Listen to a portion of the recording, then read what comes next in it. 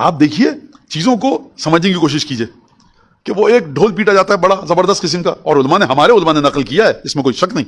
मैं जो निकल रहा हूं घर से अपने, तो ये अमरा बिल मारूफ के लिए निकल रहा हूं। एक अमरा बिल मारूफ दिखा दीजिए इमाम हुसैन ने किया उस सफर में,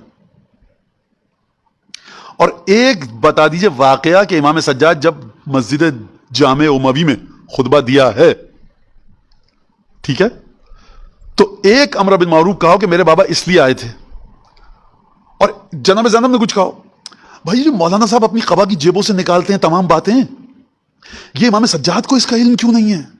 ये जनाब ज़ैनब इसके ऊपर रोशनी क्यों नहीं डाल रही, अंधेरे में क्यों रखा हुआ इन चीजों को कि जो मौलाना साहबान बात करते रहते हैं? और आप आज वो दौर देख रहे हैं कि जहाँ पे खन्नास हमारे ही लिबास पहनकर, हमारी ही शक्लों को इख्तियार करके, हमारे ही मिंबर से बैठकर वो वसवास इजाद कर रहा है कि अल हफीज अल अमान, कि जी आप पूरी करबला में मुझे कहीं पर भी इमाम सज्जाद, जनाब इमाम हुसैन, हजरत ज़ैनब सलामुल्लाह अलैहा, इन तीन शख्सियतों के नाम लेकर क्या कह रहा है? आप मुझे पूरी करबला में कोई एक भी इनका अमर बिल मारूफ और नही अनिल मुनकर दिखाते हैं। मुझे शिकायत इन लोगों से नहीं है, इनके तो अपने कोई ना कोई मुनाफे कहीं ना कहीं है। शिकायत मिंबर से नहीं है, ये तो जो भी अजाब है यहाँ पर वो एक अलग बहस है। शिकायत नीचे बैठने वालों से है, फर्श अदा पर बैठने वालों पर है। अगर हमने इतनी मुद्दत में फर्श अदा से मुसल्लमात दीन भी नहीं सीखे हैं, तो फिर हम फर्श अदा से लेकर क्या जा रहे हैं? इसका माना यह है कि हमारा अहले बैत अतहार से राबता सिराए मादियत के कुछ और नहीं है। हम मजलिस में इसलिए आ रहे हैं कि हमें बेटा चाहिए, हम मजलिस में इसलिए आ रहे हैं कि हमें नौकरी चाहिए,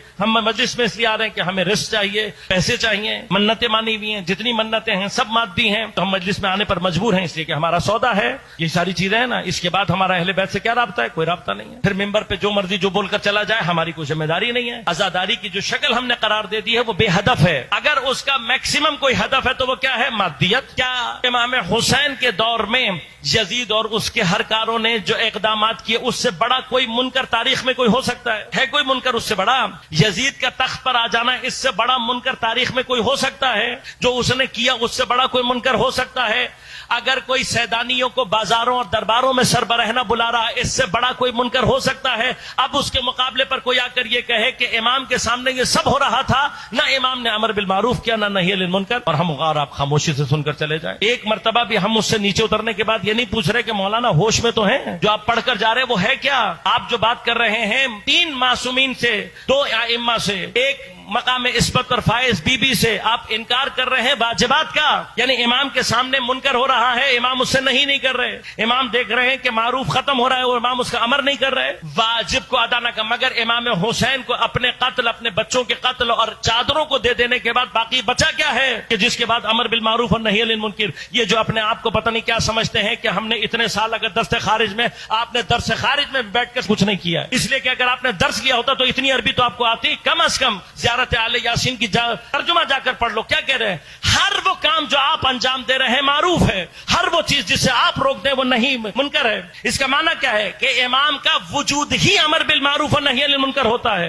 अब अगर कोई इमाम के वजूद से अमर बिल मारूफ और नही अनिल मुनकर को जुदा कर रहा है तो वो कर क्या रहा है? मगर आपने हौजे में जाकर ये नहीं पढ़ा कि हमारे यहाँ हदीस के लिए, रिवायत के लिए क्या मेयारात हैं उसकी सेहत के लिए। हमने अगर अपनी किताबों को मेयार बनाया होता तो हमारी किताबों के आगे भी सही लिखा हुआ होता। हमारे उलमा ने किताब लिखते हुए कभी उसके साथ सही का लफ्ज नहीं लगाया। क्यों? इसलिए कि वो अपनी किताब में लिख रहा है कि मेरा काम सिर्फ जमावरी था, तहकीक मेरे बाद में आने वाले उलमा का काम है। वो उस वक्त की जरूरत थी, उन्होंने अपने वक्त की जरूरत के एतबार से, और इसीलिए मुकद्दमे में लिखा है। अब अगर तुमने किताब पढ़ने से पहले मुकद्दमा भी पढ़ी हो, जो बगैर मुकद्दमे के किताब दरमियान से पढ़कर अपने आप को आलिम समझने लगते हैं, अब इनका रोकथाम हम और आप नहीं करेंगे तो यह है सारे का सारा लश्कर शैतान, ये है जुनूद शैतान के। अब इनके बाद शैतान को किसी और की जरूरत है? लेकिन फिर जुनूद रहमान का काम क्या है? कहां पर है वो जुनूद रहमान कि जो आगे बढ़कर इनका रास्ता रोके? अब भी अगर हमारे लोगों को यह समझ में नहीं आ रहा इतना वाज़ेह होने के बाद, तो फिर ये वो जगह है कि जहां पर खुदा हिदायत के दरवाजों को बंद कर देता है। खुदा किसी पर हिदायत को बंद नहीं करता। जब इंसान खुद ये साबित करता है कि मैं हिदायत के काबिल नहीं हूं, तो खुदा फिर हिदायत के दरवाजों को बंद करता है। वरना खुदा की सुन्नत में किसी के लिए भी हिदायत को बंद करना